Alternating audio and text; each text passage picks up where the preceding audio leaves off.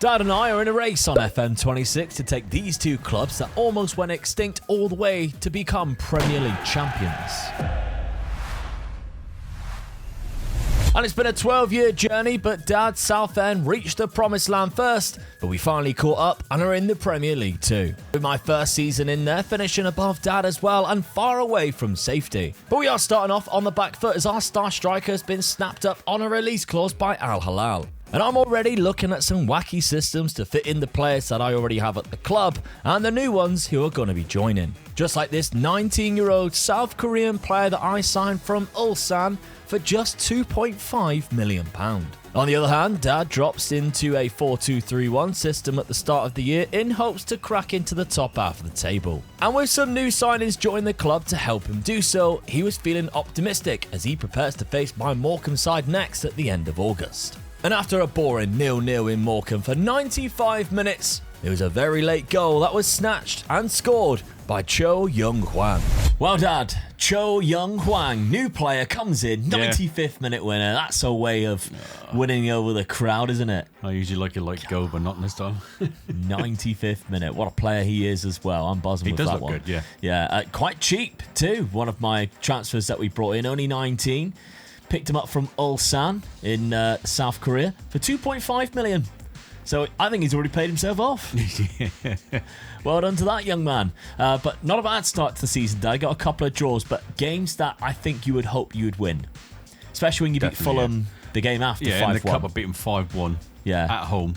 And drawn against them. The game before I drew with them in the league, and I'd rather win the league game, to be honest with you. Yeah, absolutely. Much further than well, no, you got knocked out by Leicester. Oh, there you go. So, yeah. Didn't exactly go very far at all. No. But yeah, I mean, my start season was a little bit better. But let's have a look at your recruitment for this summer. Now, we had a bit of a blunder here because you brought in a player into Tiberio Keita, but all of the ESCs were already taken. He's only a free transfer anyway. Because he was released from Benfica, but he didn't have a work permit. So you've done the smart thing, loaned him out to get that work permit because he's playing first team football in the Serie A. And he's a good winger as well, yeah. So I really wanted him in the side. So yeah, hopefully he'll do well this season and I'll have him next season. It's like a new signing next season, isn't it? Yeah, I mean, he's got on cheap wages as well, but his value's high. So yeah, I think he's done the smart move there, bringing him in still, but you know, getting him in a work permit next year will probably be better. So the players that you did bring in, if we're looking at it, was quite a lot as well. We got Dylan Henao from Deportivo Cali. He looks like a really good attacking midfielder, only 26 years of age. He knows how to finish as well, doesn't he? So yeah. So he looks quite good. Please stick it so it just stays on that page. Let's imagine what's going on here.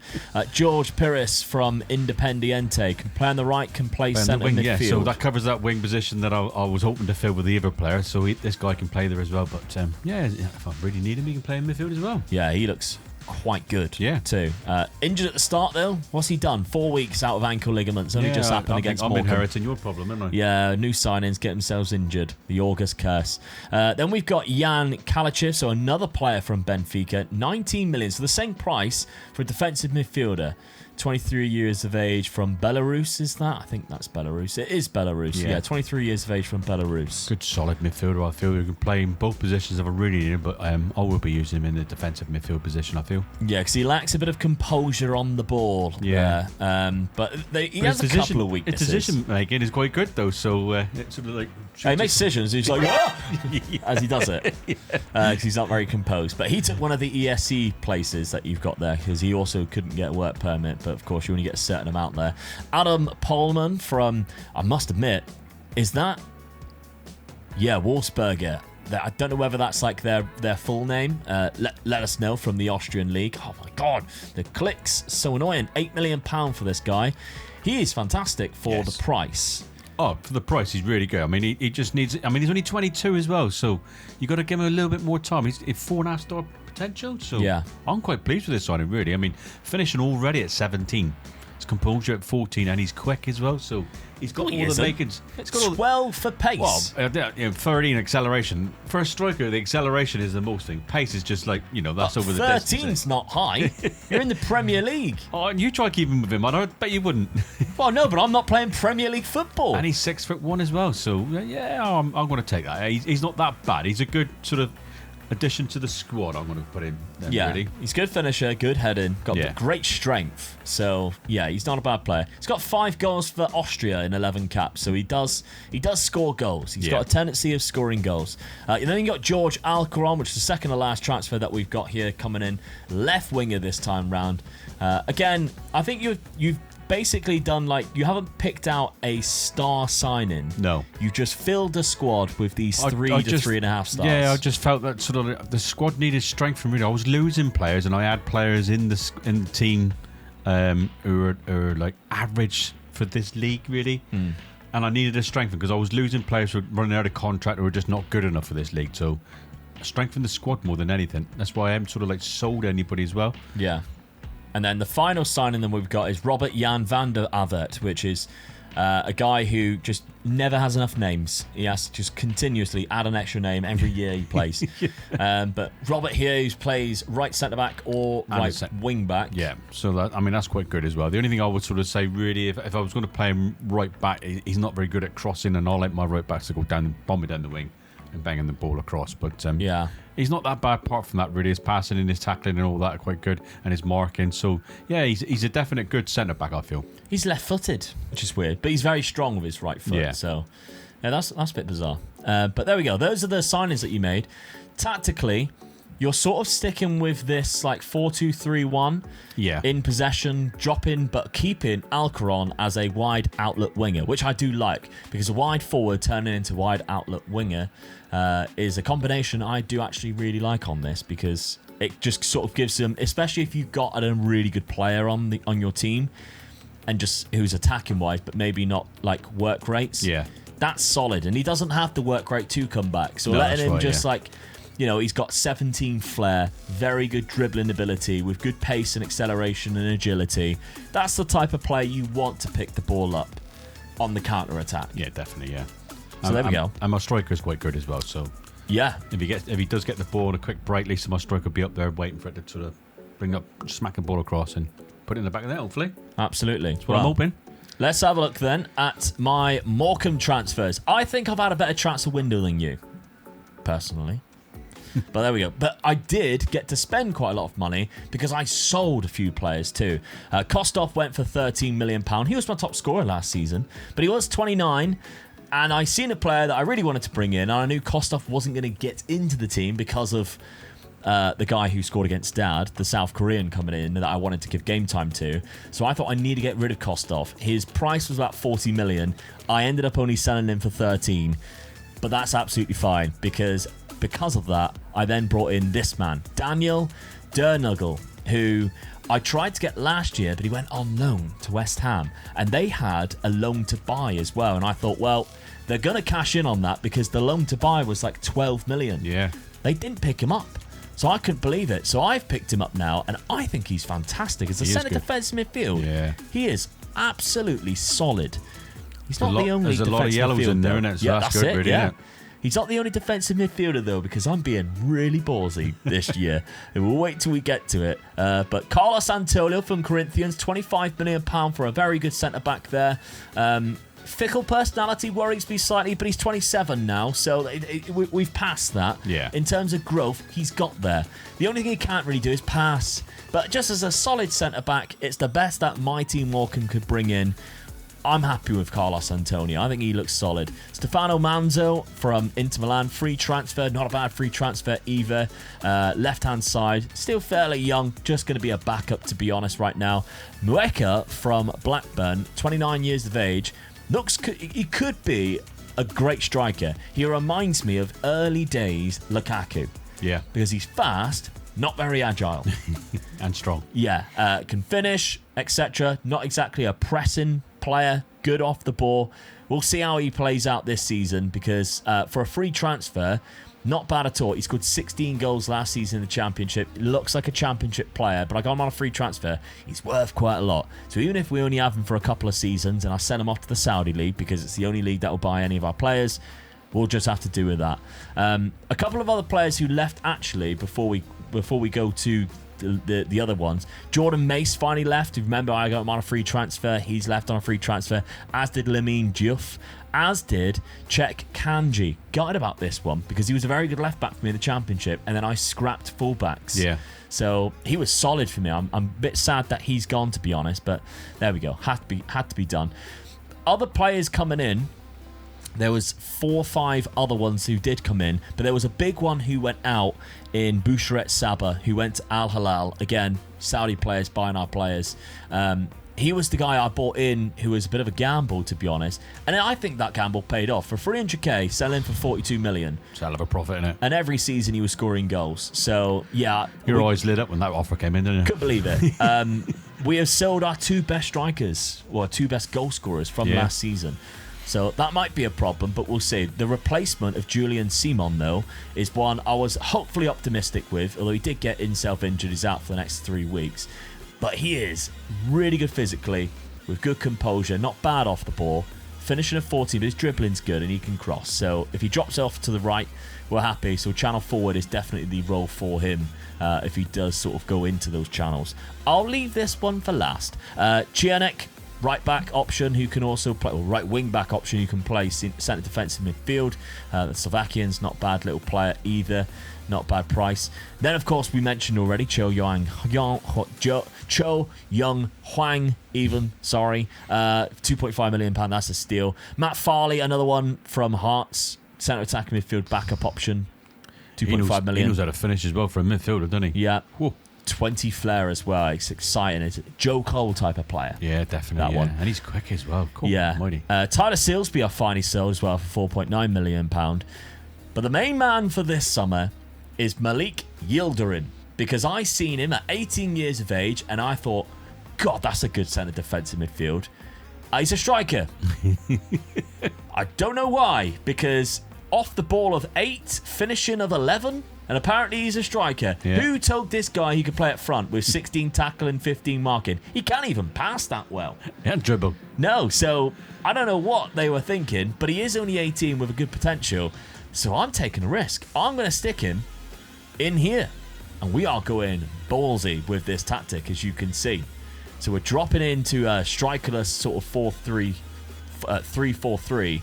But when the setup looking like this, yeah, this is very ballsy, but we'll see how it plays out. Usually it would be Cianek, so imagine putting in Yildirim into that position there, and that's kind of how we are setting up for this season. So Pai and Piper, Mweka and Abanda going up front there, with Cho Young Kwang in behind. And as we've seen, it hasn't done too bad at the start of the season either. Just a loss to Manchester United at the start of the season, but only 3-2 away from home. I'll take that. I was actually 2-0 up, so it's kind of gutting, actually. Yeah. But I beat Ipswich 4-3, beating Huddersfield and Wrexham in the Carabao Cup, and of course, that win over Southend. So right now, we are on good form. We'll see if that continues at the end of season number 13. This season was a strange one because although it started so well for my Morecambe side, as soon as the weather got colder, so did our form. Dreadfully as well. Because we went from beating Villa 5-4 to then failing to win a single point from late September through to December. And to be fair, Dad wasn't in much of a better situation with Southend either. Because as the new year came around and at the halfway point, we were both lingering around the bottom half of the table and close to danger. We then had to play each other again on New Year's Day, and it seemed like things were getting worse for me, as within half an hour we were down thanks to a penalty and never got ourselves back into the match, as Dad's Southend side continued the misery for Morecambe and scored again, beating us 2-0. February came and for both of us we turned things around and picked up some valuable points and confidence was rising. Dad was even flirting with the top half of the league table as well. But as the season's end drew closer, we both accumulated enough points to stay away from danger, while Dad even crept ahead by 9 points. Right, well, considering how the season started, I think you'll definitely take that, Dad. 100%. I'm a little disappointed with mine. I must admit. Mate, down 15th. I think anytime you survive in the Premier League, you got to take it as a bonus, and I'm taking it as a big bonus, really, to finish in 11th as well. Yeah, it's going the right way, so I'm really pleased with that finish for me. Yeah, I think you should be. You had the most yellow cards. We don't have anything else in there, I don't think, in terms of players either. But yeah, you had the most yellow cards. It's interesting now at this point, now that we're like 13 seasons in, to see who is still around and who is obviously not. Because Michel Rossi, look how good he is. He was the top scorer, but he can't finish as well as others. 13 for finishing. He's the best striker in the league. He's only 22 years of age. Arsenal, who I think went on to win the league as well. They scored the most goals anyway. Nwaneri's still there. Ibrahimov, who of course is at Manchester United's Youth Academy. He looks phenomenal. He is currently at Fulham as a star player. So these are the types of players, obviously, that we would love to pick up. Yeah. Fulham survive? That's a shame. I'd have tried to go for him. Yeah, they're down in 5th place. They've done all right this year. So, I mean, all we can really do is just keep plugging away, because we're at the stage now where we just need to build the team. Yeah, definitely. Build the team, start challenging to get into those European positions. Pullman managed to get the most goals for you at 19, with Henao only getting 12. So, yeah, is that what you expected? Pullman obviously was a new player coming in, the Austrian. I only 19 goals. I only goals. paid the one up front as well, don't I? Yeah. So, and so I'm pleased with him sort of getting. He's nearly got 20, isn't he? So I'm looking at that and thinking, that's a team that's finished mid-table. Yeah. So I can't expect no more from it, really. There's quite a few of the players have scored goals, so I've got to look at it like that. Really looking at my midfield now, thinking what I should do with a couple of midfielders playing, getting into the double figures as well, really, now. So I think it's got to the stage now where I think I've got a squad to stay in the Premier League. Mm-hmm. And like you said last season for me, maybe I've got to think about start buying 1 or 2 players now that sort of shine in this team. That's the trouble. Yeah. I think that's your biggest weakness in terms of it is. I do like Foot Manager. I think I'll get like 30 million, and I'm thinking rather than just buy 1 player for 25, I think I'll buy 3 for 10. Yeah. It's always been said about you, I must admit. And you've got 35 million. Yeah. So, yeah, time to put your money where your mouth is at this point. Yeah. We'll see when he brings in 8 different players this summer. Let's have a look then at my squad, because we had, in terms of a better start, but a lot worse in terms of a finish. Only 15 goals there. Really disappointed in that. And Cho Young Kwang hasn't exactly developed either. He's got the 5-star potential, fairly determined personality, which is a little bit worrying, because that might mean his professionalism isn't as high. So, but his attributes to begin with look quite good. So it's one of them where it's like, as a starting player, for me, he looks quite good already. Maybe not in terms of the star rating, but yeah, he looks all right. Julian Simon, though, only 24 games he started. Should be getting more goals than that. It does look like he's picked up a bit of a bad injury there. So yeah, some disappointing things there. I mean, Daniel coming in as my centre defensive midfielder. He's easily the best player on my team now. He's kind of my leader in terms of that. We need to really look and see if we can build a team around him. Malik Yildirim, did he get any better? I mean, he can now play centre defensive midfield naturally, which is great. Still can't pass. Only 9 for passing, but yeah, well, maybe we'll have to work on that. But he does look like quite a good defensive midfield. He knows how to put a tackle in, though, doesn't he? That's the thing with it now. Yeah, and when he's next to somebody like Daniel, who is a very good passer of the ball with good vision, it's not the worst thing that's happening, is it? He's a good deep line playmaker, defensive midfielder. But I've been given 63 million. Big difference. So yeah, a little bit of a difference there. We didn't get very far in the cups either. 4th round for me, in both cups. Which, we're not. The aim is not to win the cup; it's just an advantage. You got the 3rd round and 4th round as well. So we didn't do very well in the cups, but we are really just trying to survive in the league at the minute and sort of cement ourselves as Premier League clubs. So yeah, what's this summer going to bring? Let's find out. This summer, I think I had a transformative window, which included a new goalkeeper for less than £10 million.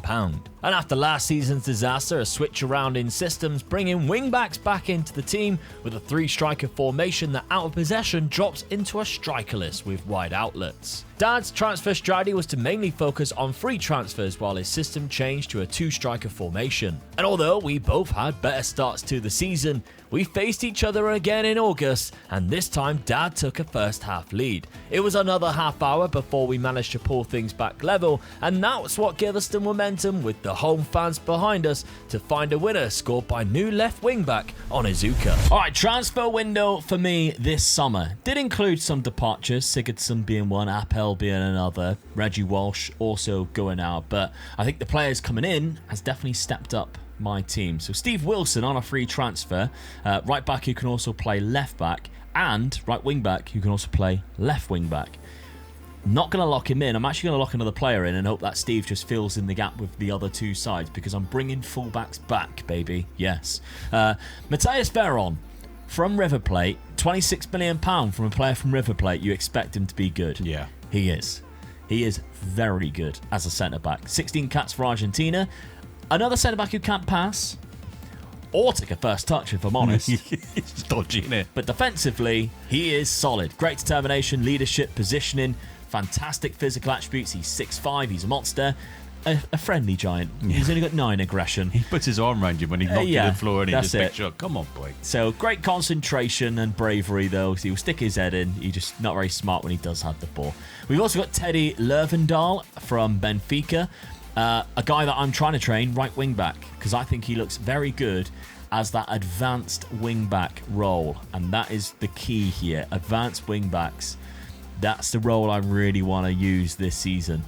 Danish international, 4 caps for them. Great physical attributes again, great going forward, only 7 for tackling. Another reason why we are possibly looking at going a little bit more attacking when we have the ball for our fullbacks anyway. Needed a better goalkeeper. This guy's the better goalkeeper. Right now he's only 24, so he can still grow as well. And I think straight away he's a better goalkeeper than what I already had. Positioning wise, he's not bad with the ball either. I'm happy with him. He's very good, especially for the price that we pay. We didn't pay that much for him at all from Basel for just £9 million. Yeah, it's a good buy. I'd knocked off Arsenal for this guy. So Tomoya Onizuka, so another Asian player coming in. He's a Japanese international. He's got 1 cap for Japan. Left back. I'm training to play left wing back. So not as good as the right-sided player that we've brought in, but Arsenal was sniffing around him, which tells me he got to be quite good. Yeah. And if Arsenal got rejected for him, then this guy's smart. Only a balanced personality. Again, that worries me. You can understand why he's gone. You know, it's like Arsenal, Morecambe. Arsenal, Morecambe. It's got to be Morecambe, isn't it? Exactly. Even if you were given that decision right now with Morecambe where they are in the world, you'd make that decision. So there we go. But yeah, so that's another sign that we've brought in. But the final one, Raul Carrasco from Almeria, £23 million. A cracking right winger. My only trouble is we've kind of ditched the wingers in possession. Reason for it, I love the idea of going for this 3 up front, dropping into a 3 across this centre attacking midfield. Pye, I'm going to lock in, Kevin Pye. Carrasco, I am not, because Carrasco can fill in loads of different positions, and that's what I'm hoping with anyway. Pye, Onizuka, Lervendahl in those advanced wing backs. We got 2 defensive midfielders. We got 2 ball-playing centre-backs who cannot play with the ball. But we're asking them to just play really short, so it shouldn't be a problem. The trouble is when you I should really maybe just go centre-back, but when you have like 2 centre-backs where they got no full-backs and then you're asking them not to do anything with the ball, just having a simple pass is better than just telling them to hoof it. Tracking winger, but then on the other side we've got an outlet winger as well in Pye, who when he drops in, because I still think he's one of my better players, so he'll be really good in that role. And at the start of the season, it's done all right, to be honest. To be honest, I'm looking forward to this formation, really, just to see, because this is my formation, 3 up front, isn't it? This is what I like playing, and I haven't tried it yet. The game's getting to me at the moment with the tactics coming back and all that, so I'll be interested to see how it goes. Well, yeah, it started off all right. We did lose to Ipswich 3-2, and we also lost to Everton, but we did beat you 2-1. Nothing new there. And my young Asian player that I've just signed has scored the winner again, 2 seasons in a row. Yeah. Last season was Young Kwang, and this time it's Onizuka with a 67th minute winner. So really good. Also beat Sunderland 2-0, and we're also through to the Carabao Cup. We've got through to the Good the 5-0 fourth round. win, yeah. Yeah, 5-0. Dad, let's have a look then at your recruitment this summer, because you had a lot of players coming into the club there. With a few going out, we got £4.5 million there for Ouattara. Yeah, nothing big 1.1 really going out, is it? No. But, yeah, I mean, By years is an old one who only gone for £1 million, but of course you bought him in on a free. Yeah. So, yeah, some players going out there. I've had a lot of players on the freebie again, so a lot of my money went on the wages more than anything, really. Yeah. So, let's have a look at them. Restes coming in, legendary goalkeeper. Yeah, I mean, I think my other goalkeeper either resigned or retired or just didn't want to sign a new contract, so I had to get another keeper in. Now, I've got a young keeper in at the moment who's good. Yeah. So I've just wanted to bring this keeper in who's a good reserve keeper, I feel, and he was quite happy to play as a reserve keeper. It's weird, like star player. It says. Well, he said, and I'm all right, boss, with that. You've got a young guy there, I'll teach him. So says things without looking. Does yeah, my I did. dad. Yeah. Star player. Yeah. You don't get on my side though. Ben Foster, have you signed another goalkeeper? Yeah, I have. Yeah, that's good old Ben Foster. He's a good keeper. Yeah. Oh no, it's a right winger who can play across the back three. Yeah, weird, eh? 26 I years love of a good age. squad player. Yeah, great determination and flair, good off the ball, decent physical attributes as well. Yeah, right winger there. And I've also got the other right winger coming back from Roma. So, yeah. Mikel Navrati though for a free transfer, new striker. Yes. 25 years of age as well, so I wanted a quick striker. Yeah, this one's really quick, isn't he? This is like lightning, this play is. So I'm changing my formation just a little bit to put this guy in. Okay. Right, perfectionist personality, that's obviously very good. 25 years of age. I mean, for a freebie as well, that's just a bargain, I feel. Yeah. Mateo Kaka was another backup, because of course you've got two up front now. Two up front, yeah, so I need a couple more backups, yeah, and he's a good one as well. Yeah. Then we got Boran Yildiz, £3.6 million. Not a bad little squad player for a centre-back option there from Turkey. And then finally Soroka. This one I think is your best signing. Yeah, and this is one I spent the money on, really. So a good sort of, I feel like a defensive midfielder, really, come centre midfielder, really. He can do both. So, yeah. 5-star potential eventually, yeah. Yeah, and he's only 20 years of age, and I'm looking at that thinking, if he's 20 and he's that good already, he can only get better. So only just turned 20 too. Resolute personality. He's two-footed as well, which helps as well. So 4-2-2 going into a 4-2-3-1. Yeah. All I've done is moved the attacking midfielder into being one of the strikers, really. Yeah. So everything else stayed the same. I had a good season in the Prem. Didn't want to twink it too much, but I wanted to get that second striker in there. So I'm going for a little bit more attacking, where you've gone like 3 up front, so I'll be interested to see how you get on, because I've got the strikers to do that if I want to do it next season. Yeah. Fulham 3-1 to kick things off. Pleased with that then result. Then a draw to Liverpool. Really pleased with that result. I mean, it was home, but I'll take that. But then I draw against Liverpool, then go and lose against Morham. I mean, what's that about? Beat Newcastle 3-0 though. Yeah, so all in all, you've had a good start to the season. Yeah, I'm pleased with that. Yeah, but disappointed losing against you, but I'll take the rest of it. All right, well, season number 14 now as we race towards the Premier League. Are we going to be knocking on the door of European football? Let's see.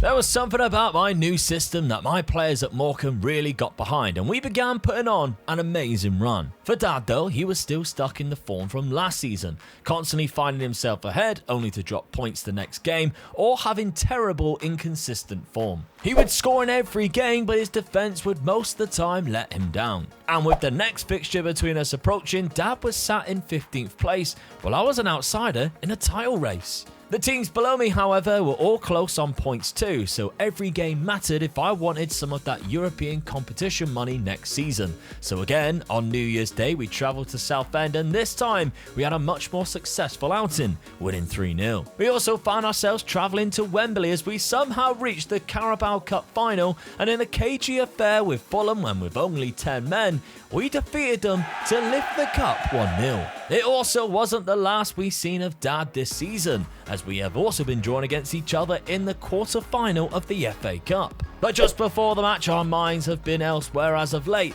as Dad looks to stay safe in the Premier League, while I'm hoping to hold on to a Champions League spot. The FA Cup tie was back and forth and could have gone either way. However, both defences were really on it in this occasion, and only one goal was scored by my Morecambe side. Really exciting until we then lost the semi-final of the FA Cup 4-1 to Derby County of the Championship, which was a massive upset. Despite us having a bit of a rough April, we are still still on for a top 4 finish with 3 games to go, while Dad was all but safe and 6 points clear of the last relegation spot. Dad even secured his safety in style too, defeating Luton, who was in that position, 5-0 in the next game, one of 2 wins that Southend secured in their last 3 games. I didn't have as good a time in my fixtures, with losses to both Manchester United and Liverpool, meaning qualification for the Champions League came down to the final day of the season, where a big victory was needed against Spurs, and thankfully that's exactly what we got, landing ourselves what we hope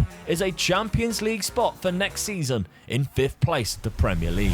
Hey, I tell you what, I was flirting with it. You were. With a title race. Yeah, you were at one stage. I would take a 5th. Europa League, or Yeah, maybe well that's probably Champions League football. I mean, it's 13 points off the top of the league, but you were, 6 points close to Yeah, you the were end in of 3rd at March. one stage, weren't you? Yeah, so you were 3rd doing place. really well, really. So Had yeah, a bad end of the season. Yeah. The fixtures there, I mean, Arsenal losing to Man United and Liverpool in a row, beat Yeah. Spurs in the end there, but yeah, didn't do too bad at all, really. In the Cups, Carabao Cup winner.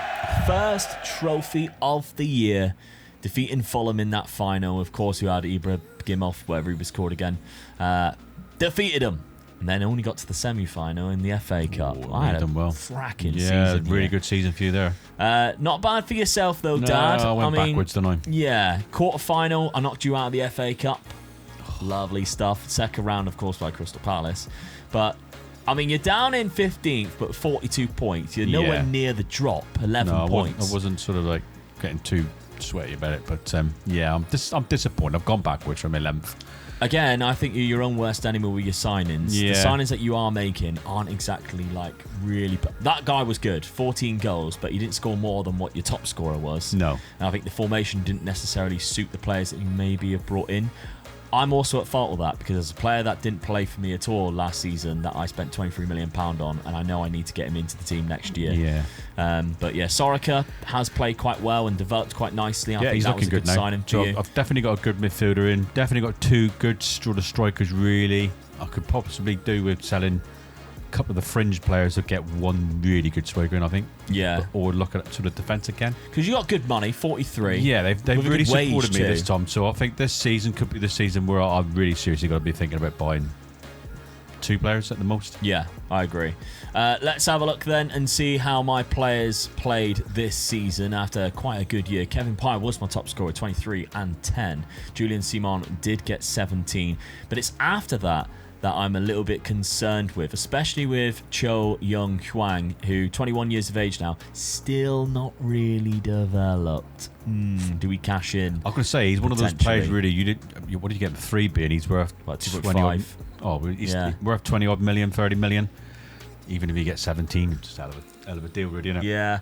Happy with the advanced wing backs. I think if I find an amazing advanced wing back, it's game over, because that role in a good formation just gets you so many opportunities. 7 goals, 6 goals, 11 and 10. Yeah. For 2 players that, I mean, he's not that good going forward. No. But he's performed. Yeah. Teddy's a little bit better going forward, just not very good defensively, and both of them have such a high rating. I really do feel like that's probably one of the best roles in the game. Raul Carrasco, I've let him down. He only played 9 games in total. He actually filled in a little bit at left wing back by the looks of it.